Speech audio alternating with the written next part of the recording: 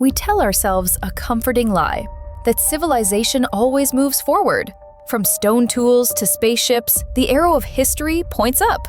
But that is a lie. There was a time when the arrow pointed down, a time when the lights of the world went out, all at once. Imagine waking up tomorrow. The internet is gone. Global trade has stopped. The government has vanished. The police are gone. And on the horizon, ships are burning.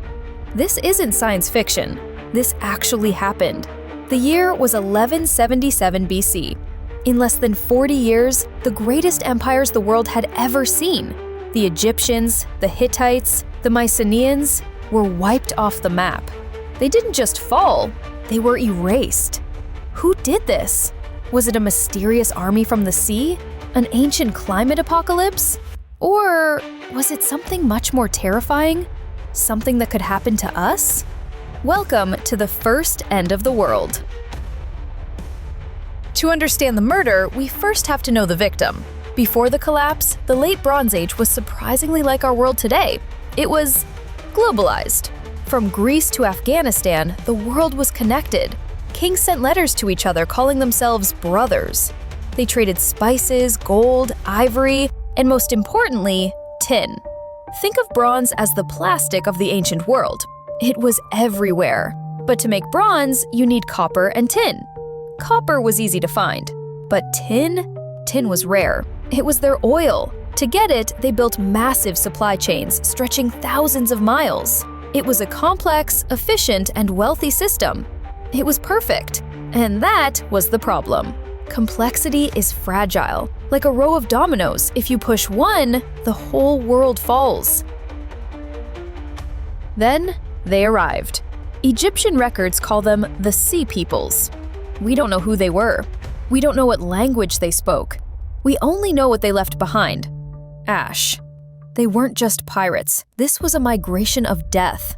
Men, women, children, moving like a swarm of locusts, burning every city in their path. Listen to the desperate last words of the king of Ugarit, written on a clay tablet just before his city burned. He writes, "My father, behold, the enemy's ships came. My cities were burned, and they did evil things in my country. All my troops and chariots are away. The country is abandoned to itself. May my father know it. The 7 ships of the enemy that came here inflicted much damage on us." That letter was never sent. Archaeologists found it in the oven, baking. The city was destroyed before the messenger could leave. But here is the twist. Historians now believe that the Sea Peoples were not the cause of the collapse. They were a symptom. If you look closely at the evidence, you see a perfect storm. 1. An earthquake storm.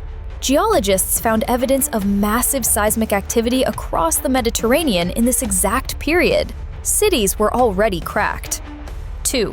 Drought. Pollen samples from ancient lake beds show a century of dryness. The crops failed. The people were starving. And starving people migrate. They become the Sea Peoples. It wasn't just an invasion, it was a systems collapse. When the food stopped, the trade stopped. When the trade stopped, the economy crashed. When the economy crashed, the armies couldn't be paid. And when the armies vanished, the cities burned. After 1177 BC, the world went dark. Writing vanished from Greece for 300 years. Great architecture stopped. The population plummeted. The intricate web of civilization was torn apart. It took centuries for humanity to crawl out of that hole and enter the Iron Age. We look at the Hittites and think they are ancient history. But look around you. We live in a complex, globalized world. We rely on supply chains we don't control. We face climate change. We face migration. We are not so different from them. The question isn't, how did they fall? The question is, when the next perfect storm comes, will we survive it? If you want to uncover more lost chapters of human history, like this video and subscribe to Epochlight, because the past is the only warning we have. See you in the next epic!